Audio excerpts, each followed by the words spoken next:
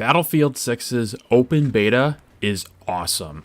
This game, from everything we have seen and played so far, looks to finally redeem the series with a massively successful title, barring things stay on the current path. From the reveal trailer to multiplayer deep dive, and now to the first open beta weekend, seeing the game played is one thing, but being able to put your hands on it and experience what this game feels like is something else. I mean, there is a reason why after only about 12 hours on the first day, there were over 300,000 concurrent players on Steam, on the beta. That is twice as much as 2042's highest player concurrent count ever. This game could be something truly special. So let's break this open beta down. We'll talk about gameplay, visuals, audio, performance, and everything else, and ask the question, is this game finally going to be what Battlefield fans have wanted so desperately of their beloved franchise? My history with this franchise doesn't go that far back. The game I put the most time into was Bad Company 2 on the Xbox 360. I adored that game to death, and Battlefield 3 and 4, while both awesome experiences as well, never rekindled the spark of enjoyment for this franchise like Bad Company 2. But I always have had a soft spot for Battlefield existing and being a respectable franchise that sat next to the likes of Call of Duty as titans in the FPS genre. I've never been good at these games either, just a casual enthusiast who liked to run around and get into the weeds of big team battles across huge maps. And those feelings have finally returned in 6. Working with your team to capture an objective, push an advantage, or to make a tactical retreat is back in all of its glory. The 30-second loop of BF6 feels crispy. Movement isn't over the top like it has been in recent CODs. The only two extra movement options you really have are a slide, which doesn't fly you across the floor, and this new tactical roll to soften your fall when you drop from higher elevations. I mean, the gunplay, responsive and not that easy to manage recoil on weapons, especially when on the move. The guns have some kick to them, and I'm glad they do. I didn't want laser beams in this game, but to be honest, Battlefield has never really had that. Although I will say the SMGs the Engineer can use do feel the easiest to wrangle out of all the different weapon types. The assault rifles feel powerful when shot in bursts at medium to long range. The LMGs have the larger magazines, so accuracy is less of a factor when you can hold a choke point down with sheer volume of fire. And the snipers probably feel the most familiar. Hit the headshot and you are rewarded with a one-shot kill. Because this beta doesn't have every weapon in the classes, we'll have to wait for the full version to know what the off-class weapons behave like, but things like the shotgun feel very satisfying to use with the close-range one-shot power they do have.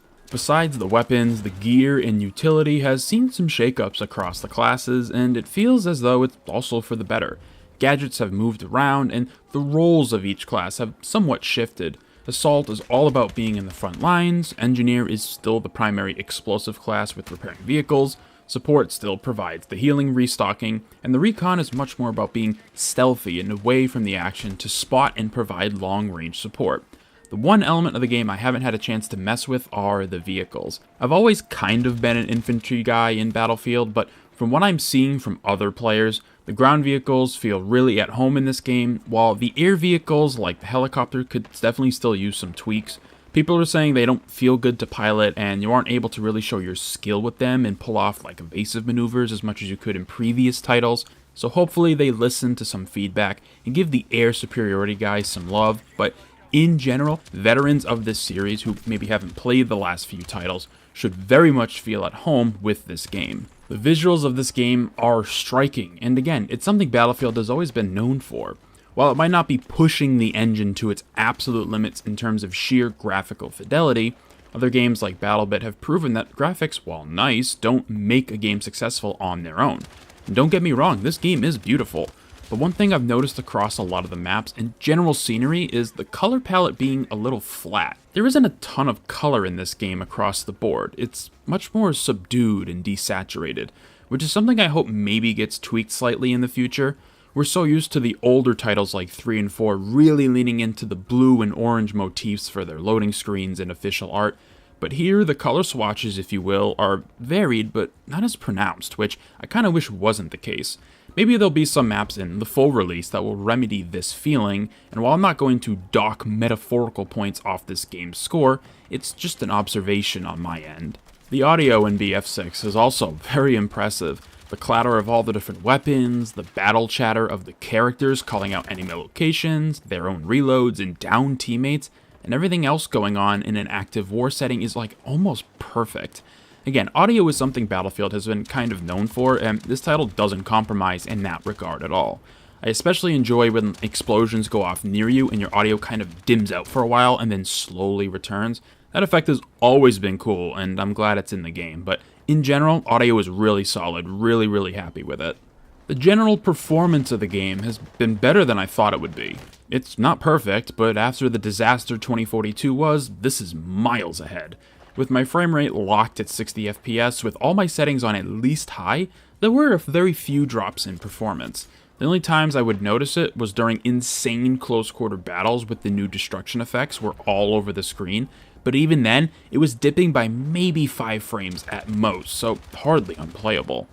However, and maybe this is just like a beta thing, sometimes in the main menus, they would run at about half the frame rate, so much closer to 30, which was strange because it happened a couple of times, but it's outside of the actual combat, so it was seldom a factor in my enjoyment of the game. Again, I'm shocked by how well it ran in general. I was worried my PC coming up on 4 years old would struggle a little bit, but it seems as though DICE has really figured out the optimization for this game, which is again awesome to see.